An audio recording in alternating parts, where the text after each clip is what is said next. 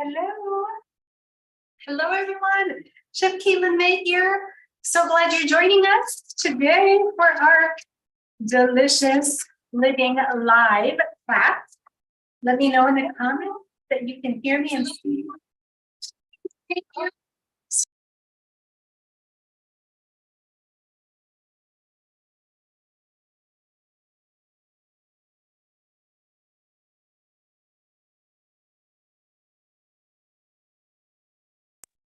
Okay, so that was my answer.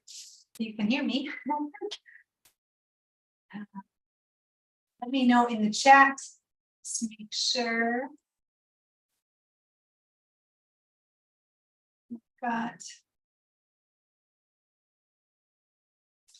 Actually, this is my first time streaming in this way. So I have a couple guests joining us later in the hour. So please stick around. Two fantastic women that are going to share some garden fresh deliciousness with us. And they're actually going to be live with us next week, but I'm going to introduce them today. So again, I'm just not certain of how to see my lunch later in the hour. Okay. Perfect. Thank you, Stephanie, for letting me know. Let me see. Like I said, it's my first time doing this. Awesome. Okay, I can see we're good to go. Just going to, I think my camera's a bit off. Let me just adjust this really quick. That makes it more even. That's a little better. Okay. All right. And we have two recipes I shared in the email I sent out. So we are going to be making a delicious summer chili and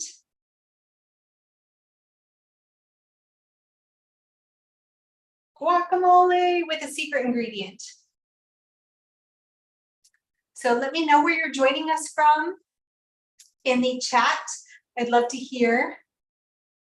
And if you've made any of these recipes before, or if you've made a chili, a summer type chili, let me know that as well. I'd love to hear it.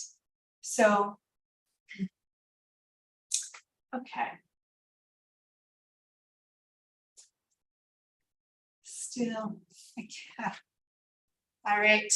Well, we're going to get started. I'm going to go through this quick because you can always stop it and pause, listen to the replay or watch the replay and go through it on your own when you want to be making the recipe. So I am going to get started here with sauteing up our vegetables for our chili. I've got, I had to run to the store for some mushrooms. I was hoping to get some portobello for this recipe and I couldn't find any. They didn't look good. So when you're shopping for your ingredients, of course, you start with the recipe as your guide, but depending on what's available, you might want to switch it up. And so I'm using these white button mushrooms instead of portobello today.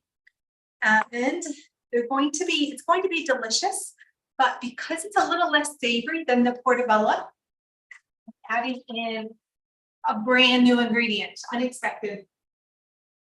I just saw it in the store and they looked great. So this is perfect. And I recently used this ingredient in another class and I really love it. So I'll share that in just a minute. With these little cremini mushrooms, these are the white button mushrooms actually, but if they were to grow a little bit longer, they would turn into the cremini, brown cremini mushrooms or the portobello. They're all the same strain. So the way that I'm rinsing these is just wiping them with a wet, damp cloth.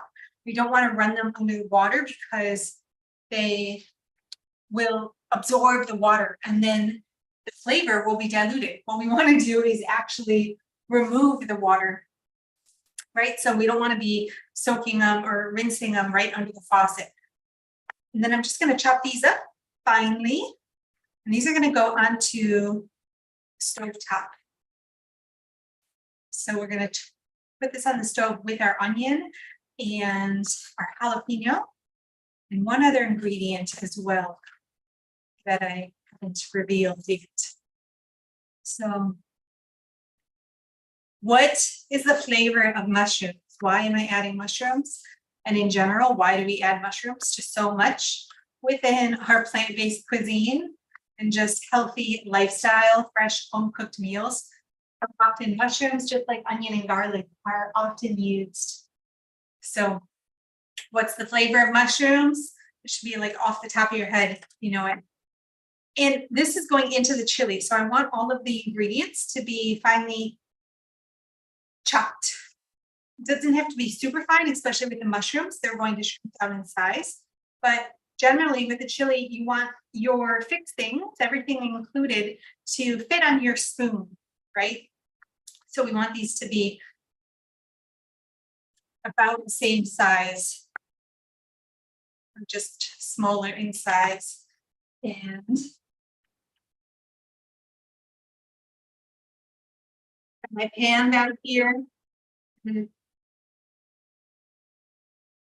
these carrots in here, and then we're going to add the onion. Yeah. Lid on the pan, no oil added. Okay, no oil, it's totally unnecessary. Let's go with the onion first.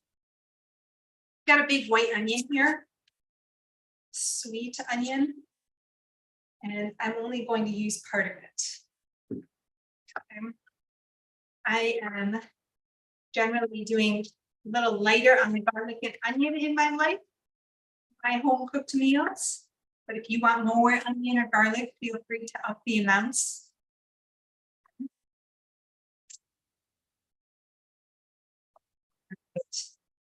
So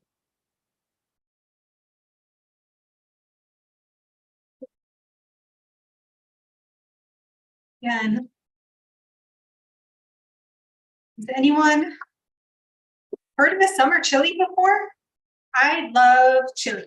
I love legumes. I love beans. I love tomatoes. I love spice. Chili just is fantastic. Soups in general are fantastic, but during the summer, we don't often have soup, especially chili. It's a fall thing, right? Well, there's no need for it to be a fall only dish. You just got to switch up the ingredients so that it works with the season and maybe the temperature, right? So this chili is designed to be enjoyed cold.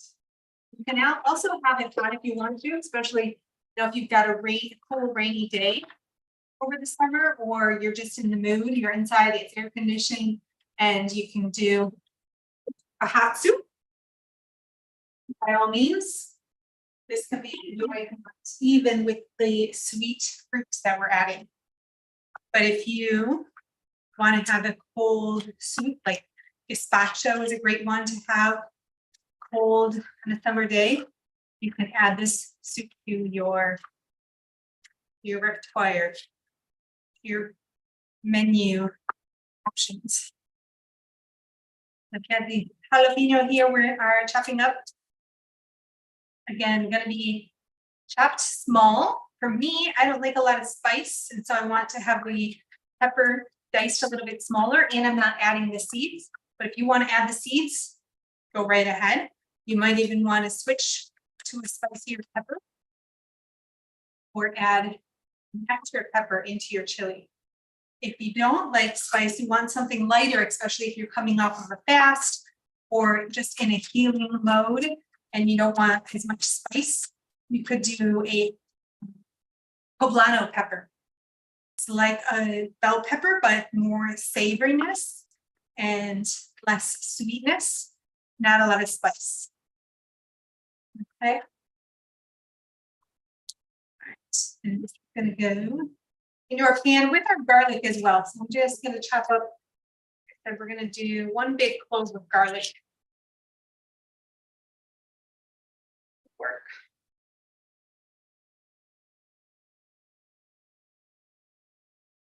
You want to use garlic granules here, you can do that as well.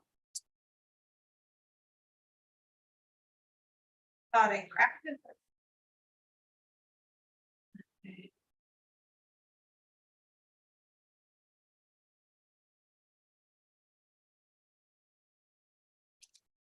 You guys with me? Let me know in the comments. What do you think about this chili so far? What's the secret ingredient, unrevealed ingredient going into the chili? Any guesses? Any guesses? This is my first time doing this in this manner, so I'd love to hear from you to make sure that everything is going well. And my favorite part about classes in general is connecting with people in real time. It's the closest thing I have to an in-person cooking class are these videos. So let me know what you're thinking.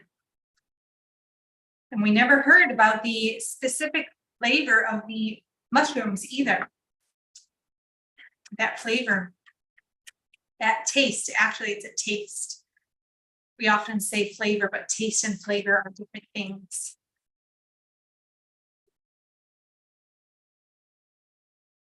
So here we go. Cinnamon is a good guess, but that's not what's going into our chili.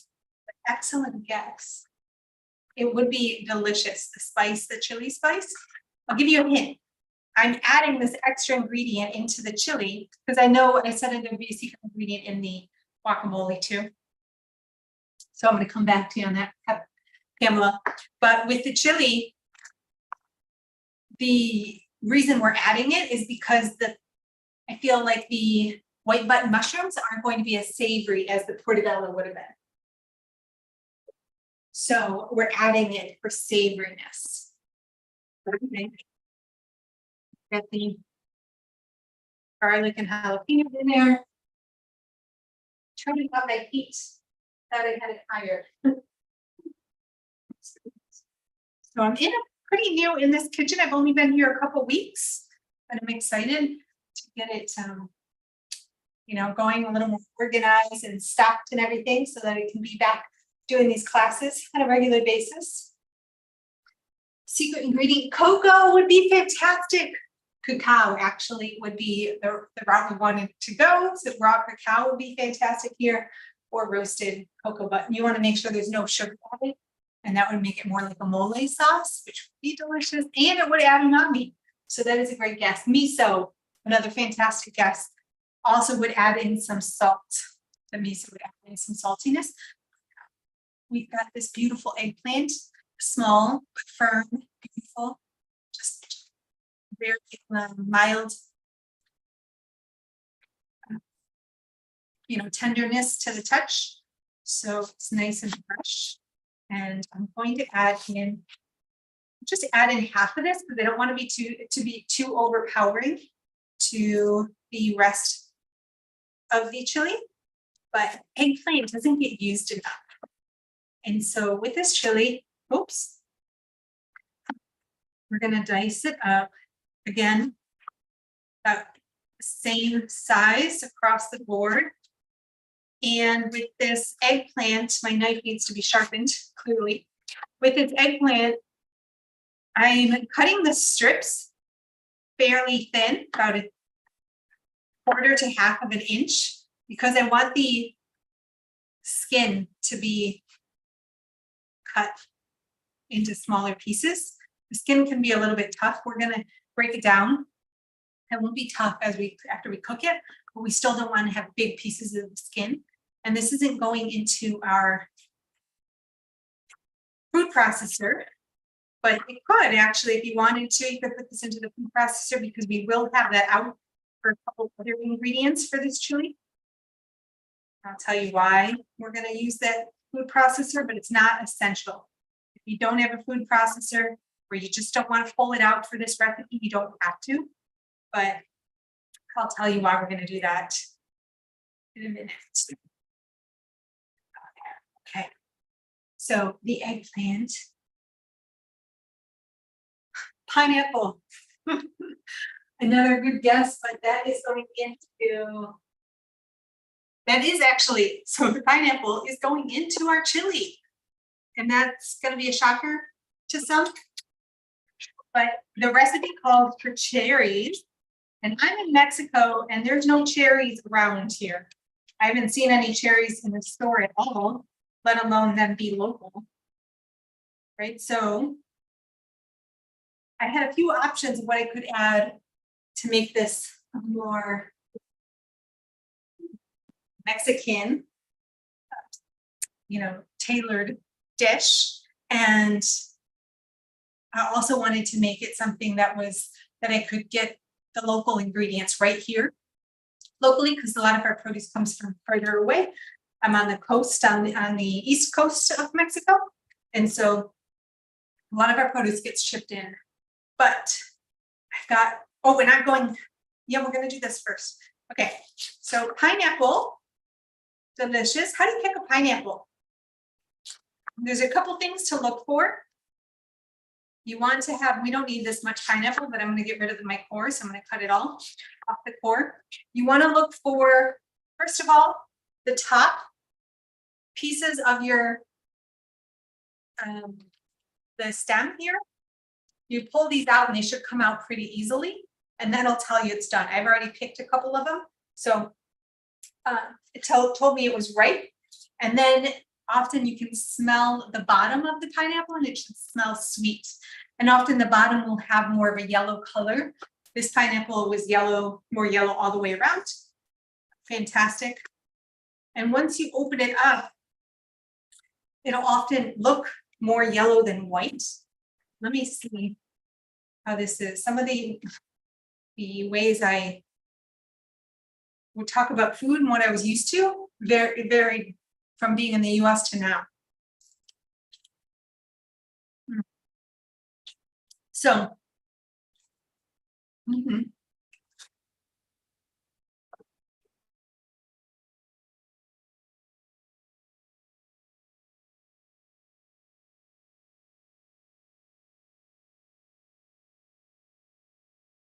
for instance, the white part, the lighter colors here, this one is a little bit lighter in color. You might think it's not so ripe, but it's relatively riper than I thought it was going to be, but it is less sweet than the darker, richer color of the pineapple. And so just based on that color, you can tell which parts are going to be more flavorful. So I'm going to use the rest of this. We don't want to have any of the big kind of brown pieces of that pineapple left over from the skin in here. That wouldn't be so pleasant. Okay. Now, along with, let's put this here, along with my pineapple, going into my food processor, we're going to add one of our legumes. Which legume are we going to add? You have the recipe in front of you. No cheating. But which legume is going into the food process?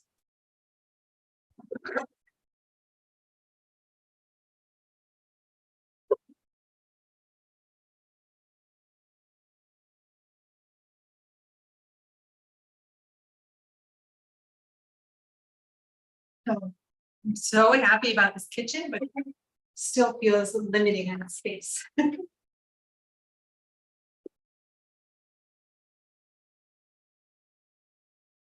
Put these back here for now. We want to stir our pot as well.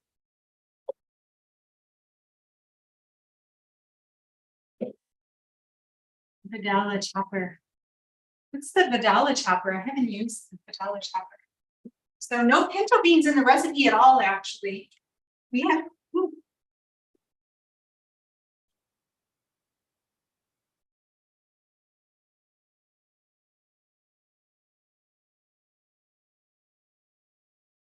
Oh.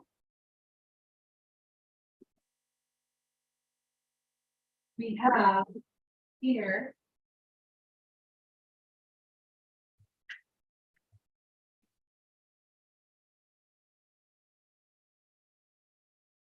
Have our legumes. These are our chickpeas. I just pulled out the Instant Pot.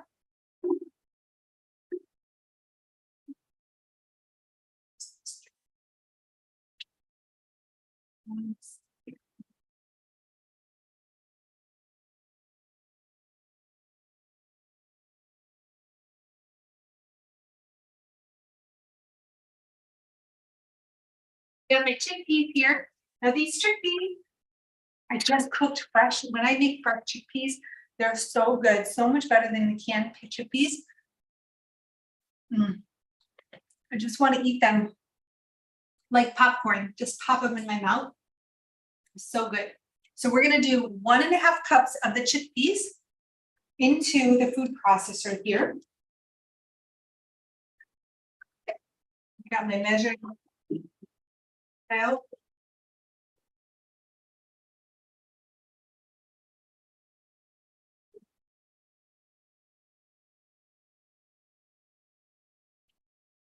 Now, the reason we're putting our chickpeas into this food processor is to break it up and make it look a little meaty. It's a light color though, so it's going to look a little bit like maybe like ground chicken or turkey if you were using, you know, a meat like that. It's lighter in color, but it's going to give us a meatier texture by breaking it up rather than just biting into a bean. Okay. Excuse me. And along with the chickpeas in there, we're going to chop up our pineapple that way as well. That way we don't have diced pineapple pieces. It'll be a little bit more processed and add sweetness to our chili. Now, this is replacing the cherries. So can anyone think of like what would you do in your situation living wherever you are in the world? If you didn't have cherries, what would be another option to sweeten this chili? And that's what we're doing. We're sweetening the chili. We're adding in an alternative to sugar. Often brown sugar is added to chili or tomato sauce to neutralize or to complement the acid from the tomatoes. And in chili, we're complementing the spice as well. So cherry chipotle go really well together. The cherry and cacao, if you wanted to add that cacao, would also go really well together. But if you don't have cherries around, or you don't want to pit your fresh cherries, or you don't want to buy the frozen cherries, sometimes they're more expensive than other frozen fruits, what else could you do? You could do dates, absolutely. You could just grind up some dates. Maybe you dice them up and add them in the beginning. Or you could blend them up. You could put them in with the chickpeas. Let me stir my veggies here. So good. So good.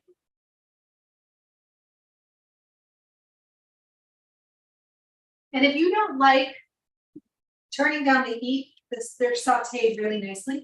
But if you don't like the texture of eggplant for any reason, you could throw the eggplant in with the chickpeas and the fruit as well. When I make a bolognese sauce, I put eggplant into the food processor to blend it up so you don't notice it's in there, but you still get the flavor. Sweet potato would work really well. Think about the summer aspect of this dish though, right? We're going for a light, cool dish. We want a refreshing taste in the summertime, especially if it's going to be served cold. It's nice. And if you add more spice, a lot of people like spice here in Mexico. They add, you know, the salsas and the sauces condiments served with the meals are much more than what I'm used to when I'm not a spicy person. But if you are someone that likes spice in your chili, you can up the spice if you up the sweetness. We don't want to add sugar though. So my first alternatives in the US would have been strawberries, the cherries of strawberries, or even peaches. Peaches would be really nice, especially with the chipotle. The thing is, strawberries are hard to get sweet. Not hard, but there is a limited season where they're really ripe and sweet. So a lot of times strawberries are not as sweet as we might think in our head. My memory of strawberry is sweeter than it often is when I experience it. So those are a couple options you could do. Here, what we have locally is more mango and pineapple. And so those were the two I was deciding between, mango and pineapple. We just finished mango season though, so we're gonna get another mango season shortly, but we're kind of in between mango seasons. So I went with the pineapple. Okay. So let's blend this up, process it. And I'm going to add about one side of the pineapple first. Like imagine the first cut I made into that pineapple, that's how much I've added here. So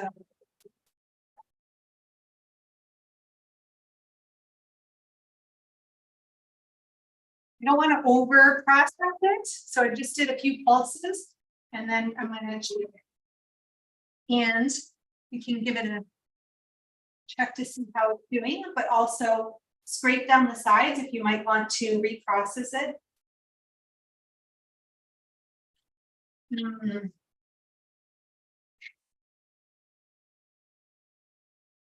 It's good. You could make a salsa or something with that. Since this is the sweetness isn't overpowering, it's not too much, but I know we're complementing the rest of the dish with this. So I'm going to add actually more pineapple. We'll add another, say this is about half a cup of diced pineapple, right? And I am, because I've already processed it once, I want to add in this a little bit smaller so it doesn't, we're not over processing here. Actually, again, I don't want to over process the chickpeas. So I'm just going to dice up this pineapple a bit more. So don't over process the beans, but another option is to just process the beans to your liking, then remove them, put it into your pot, and then do any extra pineapple that you're wanting. Add. Okay. What do you guys think? Would you do my suggestions? What would you use in your chili, summer chili? Would you do cherries, peaches, strawberries, something else? Blackberries even would be delicious.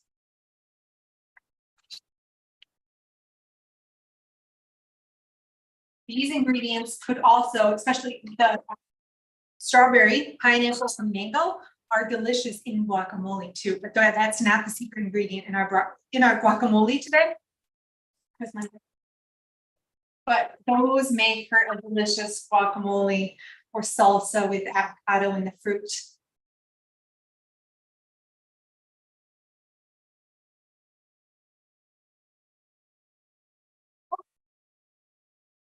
Okay. So I think this is good. We can always add more. I'm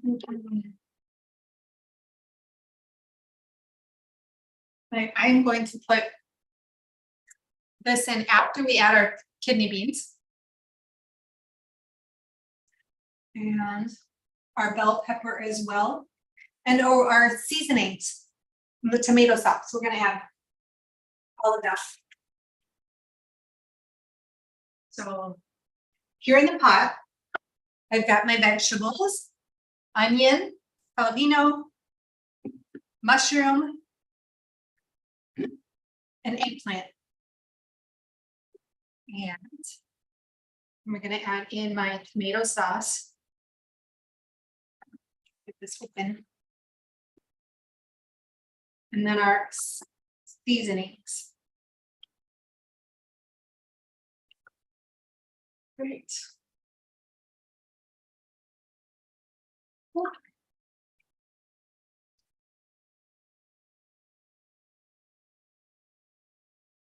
For seasonings, we have cumin, oregano, and the chipotle powder. If you want to add more spice, you can do that. Like I said, you could increase the just like the chipotle, or you could add a little cayenne pepper, chili powder if you wanted to. So I'm gonna do 1 tablespoon of oregano.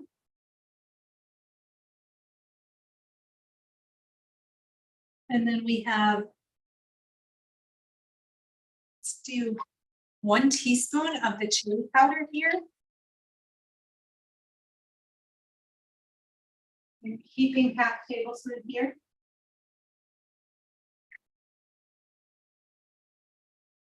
And then our cumin.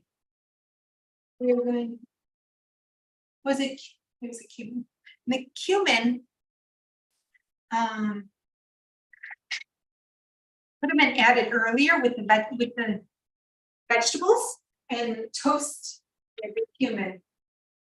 Now you can't toast it so much that we've added the tomato sauce. So if you want toasted cumin, make sure to add that in the beginning. And close your spices after using them because the exposure to the air you'll lose the flavor, the aroma faster. Okay. So now let's stir this up. Ooh. And I'm going to add in our kidney beans. So I have some freshly cooked kidney beans as well. Again, so much more flavor fresh than cooked, or sorry, freshly cooked from the dry beans rather than buying a can, right? So definitely I encourage you to do that. All right, you guys are pretty quiet here. Don't see much happening in the chat. You let me know which seasonings, you never said which herbs and or which fruit sounded best to you. I'd love to hear. Okay. So I'm going to add in my kidney beans here. And we're going to do some broth as well. And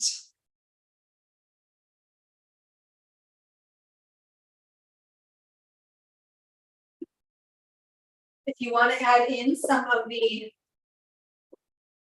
bean liquid too, you're more than welcome to do that.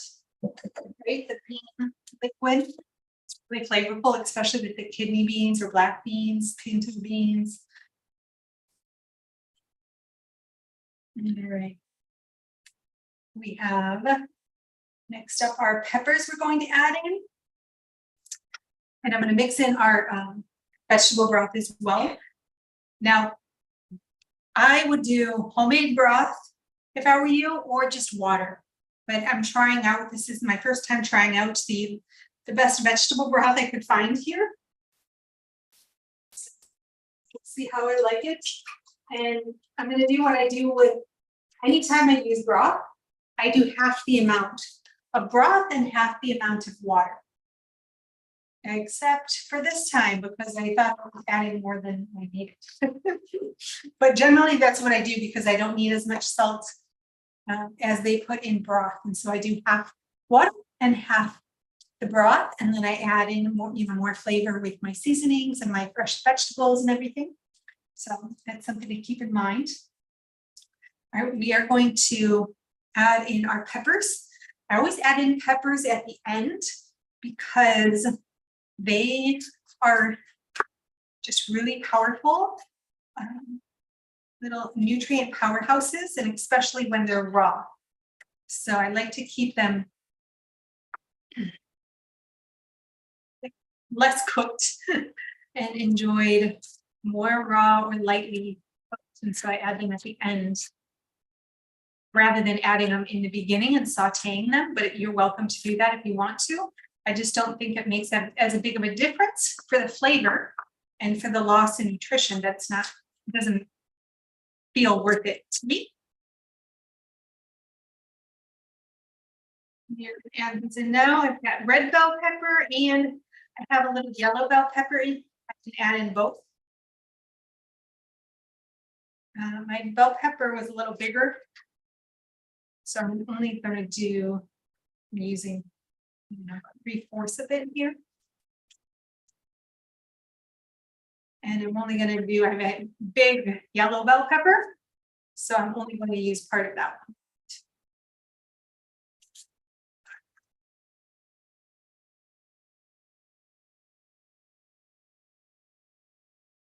Yeah, so we had, if you like the show, give me a thumbs up too. I would really appreciate it. Sherry says cherries or peaches. Yeah, both fantastic. So the recipe is written with cherries for a reason, but I would love peaches in chili. And if you think that the consistency is throwing you off, like what would peaches be like cooked?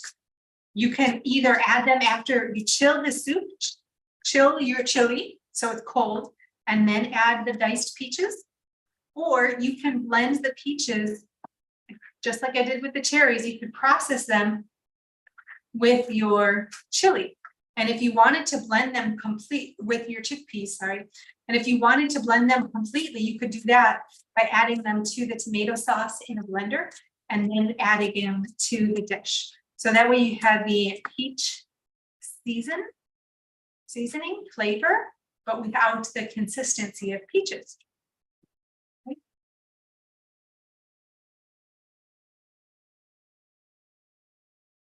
Okay, so we're going to put our peppers in here, and we're going to add in our chickpea mixture. And then I'm going to whip together our garlic, our guacamole. We have a couple guests to join us. Let's see if they're here with us. Now I want to check on that. Actually, these guests are in Canada. Jackie and Tina, and I randomly, like stars aligned, I had just met them. I met one of them, Tina, virtually a couple weeks ago when I got interested in tower garden. The tower gardens that are just amazing for growing your own food, your own vegetables, greens, and other vegetables. I started talking to Tina about it, and I jumped on board immediately because I'm so excited to grow my own food. And the thought of doing that here in my home in Mexico before having land or property is so exciting.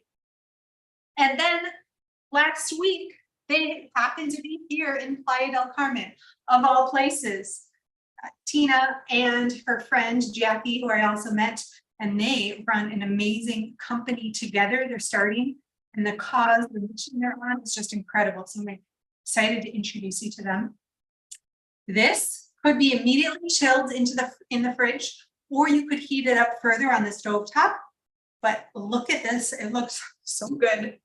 I love the color of the pineapple, and with the color of the chickpeas and the yellow bell pepper, you have 3 slightly different yellow color ingredients here.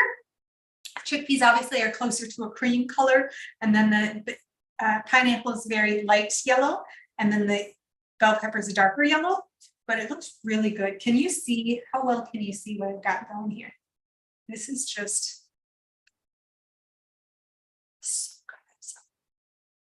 So I'm going to make a little bowl just so you can see.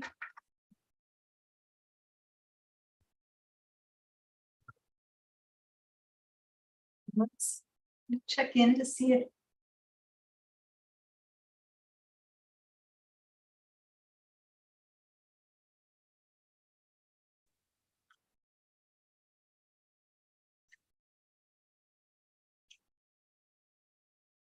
So we have Jackie is on with us. Sorry, Jackie, for if you're waiting in the room, I just let you in. And Tina might be coming on. I'm not sure. We'll see. Jackie, are you there? I am. Hi, how are you doing, Katie? Good. So I'm going to turn my video on. Yes. So I was just telling everyone, I don't know if you heard, I was just saying how we met just in the last week when you were here visiting in Playa del Carmen. And yeah, we shared a beautiful meal together. That was such a nice night. Oh, it was so good. Yes. This amazing plant-based restaurant in Playa del Carmen. It's called Tierra Verde, and it is very wholesome, very minimal oil or salt, if any at all. And I just love it. So I had a chance to share that with Jackie here and her partner Tina, but we were meeting to talk about the Tower Gardens, and Jackie is just an amazing, amazing, I don't know what you'd call it. And you're an advocate, but you have this talent with vegetables, with greens in general. Do you want to tell them about, this is your passion, I'll growing? tell you a bit about where I come from. So I'm here in northern Canada, of all places, where so we only have 150 frost-free days where I live.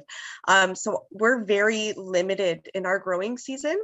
And so I wanted to create more sustainability for my community. And so I started farming on aeroponic towers. And so we are on the cusp of opening the largest aeroponic farm in Canada.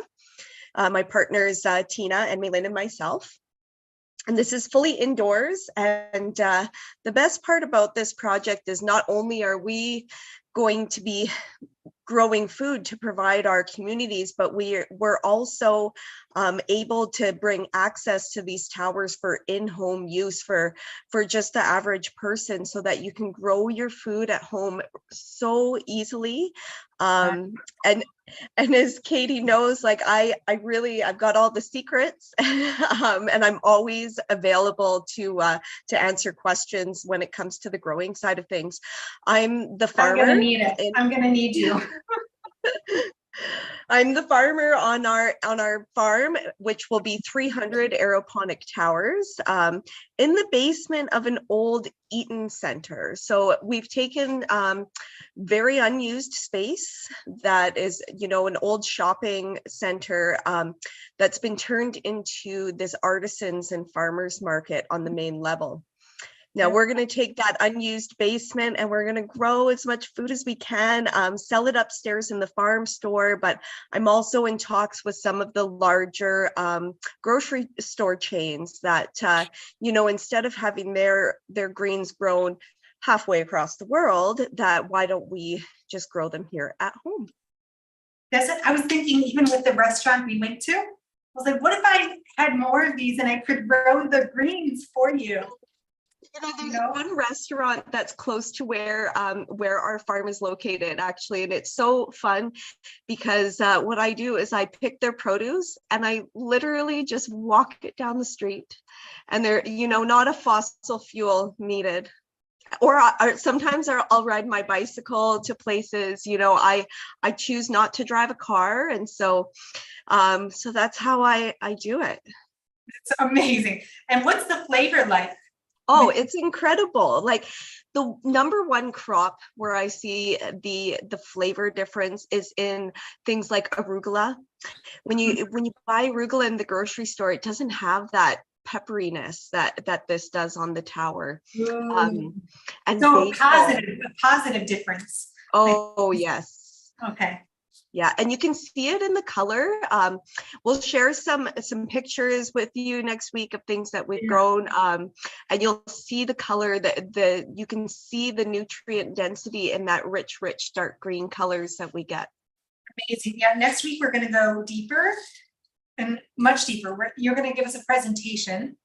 Yes. Show us all the details, because I just kind of jumped into this conversation. People were totally not expecting to go from making chili, guacamole, to talking about tower gardens.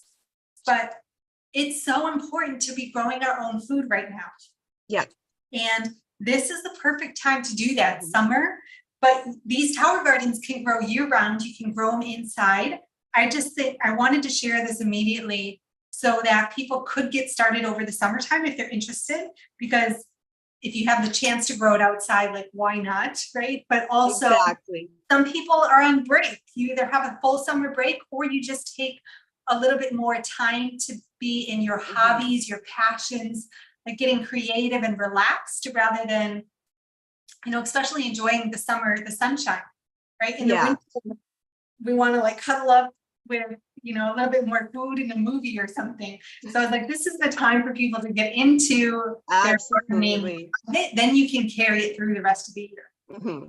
Exactly. Yeah, it's great. And it doesn't take up a lot of your time either growing on an aeroponic tower. So you're still able to enjoy your, and do all your activities all summer. And, you set the timer, you make sure your basin's full, and you're ready to go. And all these details, I know it's a little overwhelming for me because it's just so new, right? The language here that she's sharing, we're going to get into these details next week if you're interested. Absolutely. And if you're, on the fence, I would be on the fence right now because we're just like starting this conversation. But even if you're thinking like that's not for me, just join and see what you think. Because I have some people in our culinary gym community who are already using the tower gardens, and hopefully we can bring on a couple people to talk about their experience. I just talked with one woman, Michelle, yesterday, and she's been doing it for 10 years. She's had her first tower garden and she absolutely loves it. She just got a second one, and I'm just really inspired because it seems so easy that I thought it would be years before I had my own property to have a big farm and growing my own food. But really, like around the corner. Yeah, you don't need much space. And, I've got 15 going myself, and I find that, I find that relatively easy to manage. I'll have them in different stages of development so that I've always got something ready to eat. Not that you need that many, but we're supplying to a small store right now with that and ourselves. So, but we can talk more about that next week. There's so much to talk about. Yes, and I want to mention that. So you said that your friend has 10 years, and my business partner Tina, she's got 12 years on Tower Gardens, and between the two of us, we've really managed to work out a lot of the tricks to have real good, successful growth. Right, and someone else who's a friend, I don't know if you've met. She's certainly not someone I've met, but my assistant is very close with Robin Openshaw. And I think you're connected with Robin, and that's kind of how I came about learning of Tower Garden. Yeah, it's what brought us together was Robin Openshaw, the Green Smoothie Girl. So I'm really thankful for that connection. Yes, and so I just mentioned that because some people might be familiar with the Green Smoothie Girl. I first saw her speak like my first year of being whole food plant-based. I saw her speak in person and was just really inspired by her journey and her healing journey. And now, again, super inspired by the work she's doing.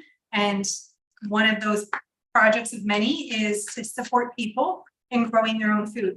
Yeah. And I've been talking about it for a long time. So I'm really, just privileged and overjoyed that it's finally happening. I'm not able to do it myself yet. I'm waiting to get one here in Mexico, but to be working on it. Yeah. So thank you so much, Jackie. Oh, you're welcome. So we'll see everybody next week. Hopefully there'll be some friendly faces there that are here tonight, and I can't wait. Perfect. Thank you so much, Jackie. Talk soon. Bye. Thank you, Katie. Take care. Have fun cooking. Thank you. Bye. See you. Okay. So that was Jackie. And Tina, you'll meet next week. But this conversation is just amazing with growing our own food and the power we have, not just to choose the foods that we put into our body, but choose the foods that we bring into our home. And before it was going to the grocery store, the farmer's market, and looking for the best local sources. But once you're growing your own food, you can actually have even more abundance of local sources, and the locality is even, that much closer. So you have so much more power. Yes, Tower Garden ships all over the US and Canada, and probably some other countries as well, but not to Mexico yet. So they're working on it, literally, like they're, probably in the next 90 days or so, but I'm hoping that maybe I could bring one into my suitcase or pack it into my suitcase if I travel back to the States. So looking into that. Has anyone, let me know in the chat if you've experienced Tower Gardens, seen them before, or any of that. So if you want to be learning more about it next Thursday at the same time. We're going to go deeper. I was just prepping as she was talking and sharing with us. I was prepping our ingredients for our guacamole here.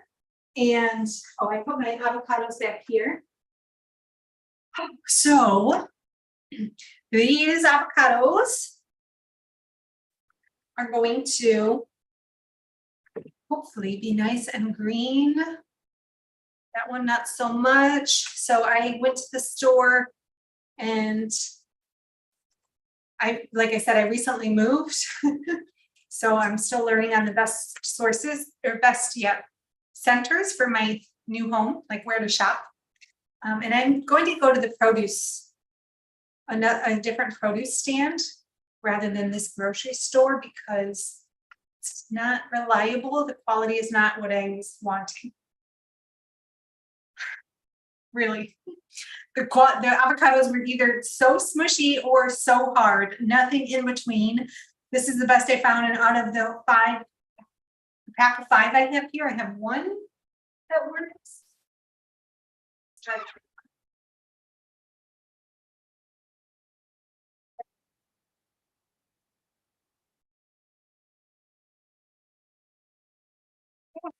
No. So we're going to have a small amount of the guac. I'm just going to do a small proportion. And I got the secret ingredient coming for you. This is my spoon here. I can use this. So we did have the secret ingredient mentioned earlier. I didn't make it clear, but I wonder if anyone caught on. It was mentioned as a secret ingredient for the chili, but it was actually a secret ingredient for our guacamole. Does anyone know what that is? Which ingredient I'm referring to? And this is the one that I learned from a family member. I need to work out composting. No composting here.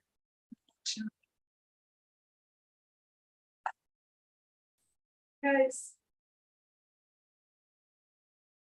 this is the thing with live stream cooking classes. You just never know what's going to happen. But my avocado is not looking pretty. It's not even just browning it, like oxidation. The consistency is all off, like it's been frozen and unfrozen, thawed out. No guesses on our secret ingredient here? Grab a fork to match this up.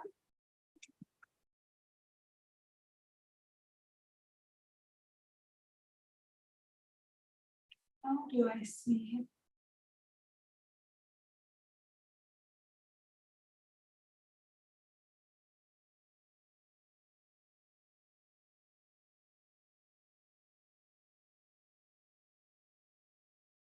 See, okay, we're still live. Just check in. Okay, so we're going to add in our onion. You could do raw garlic if you wanted to. Here, I'm going to do garlic cloves. Got some garlic cloves here.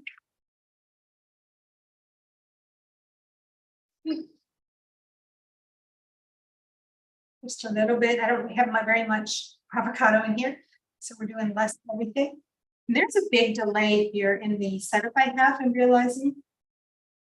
So I am going to try not to use this setup, live stream setup in the future. Onion and a little tomato.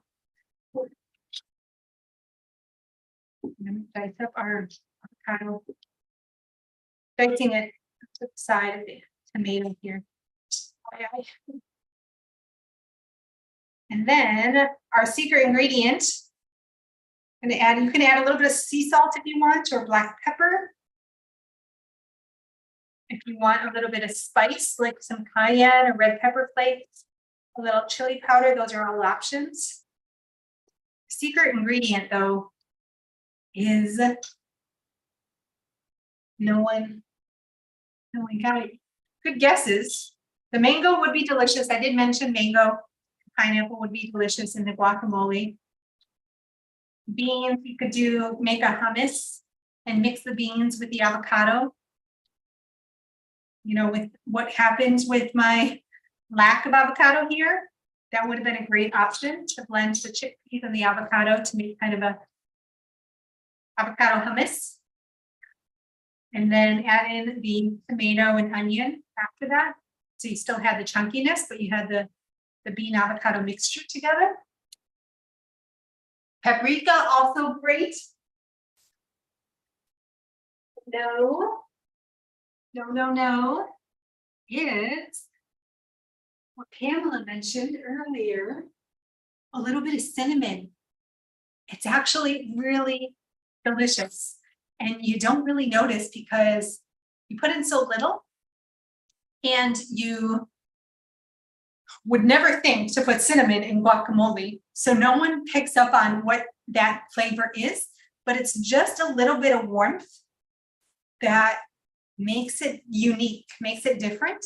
And it's like this magical ingredient. Now, because I have one small avocado here. I did just a pinch, not even a pinch, like small pinch. And I have some ground pepper. I was hoping to get a different pepper, because the fresh. Yeah.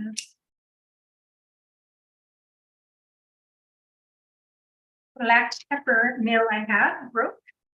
And so my black peppercorns are now an option. So I've got this finely ground pepper, but it's actually more fine than I would like. So we're just adding a bit of that. And I'm going to add a bit of the sea salt. If you don't want salt, you leave it out. And with the small amount of avocado here, I would have diced had I known we had such a small amount, I would have diced the tomatoes finer, just a little bit finer. And I don't know if you can see this. See how well. So it's not the best looking guac, but the flavor is going to be phenomenal. So what I can do is take a bite with my pepper here. You want chips, you can of course do chips, do an oil-free tortilla roasted in the oven or air fried, and dip those oil-free tortilla chips, homemade tortilla chips here. That would be my go-to. Or just get some fresh fruit, vegetables. Bell peppers work fantastic, but also cucumbers are great.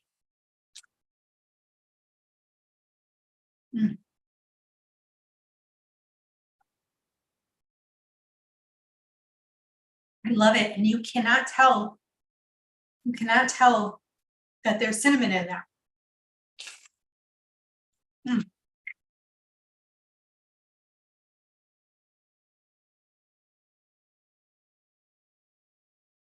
Sherry, yes, good question. Technically, you could use any cinnamon, ground cinnamon, but I recommend Ceylon, Ceylon, as the most nutritious cinnamon. So if you can find this is simply organic, very popular company all over the States, even here in Mexico, we have it, Ceylon cinnamon, or if you have one from if you have a local spice shop near you, that's what I recommend getting your spices. So I hope you guys enjoy this. The chili, summer chili, whether you use pineapple, cherries, peaches, or something else. And then your guacamole with the secret ingredient. Again, let me show you this chili once more.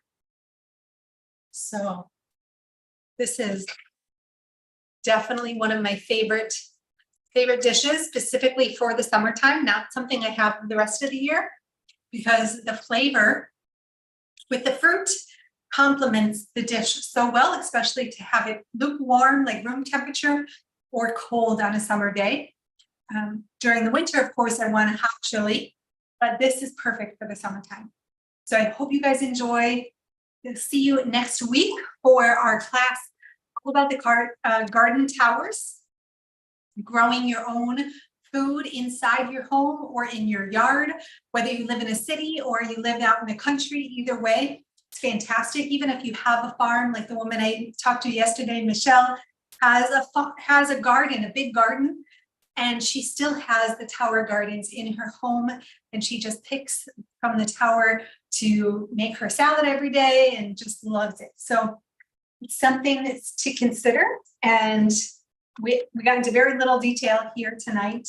So join us next week and we'll go much deeper.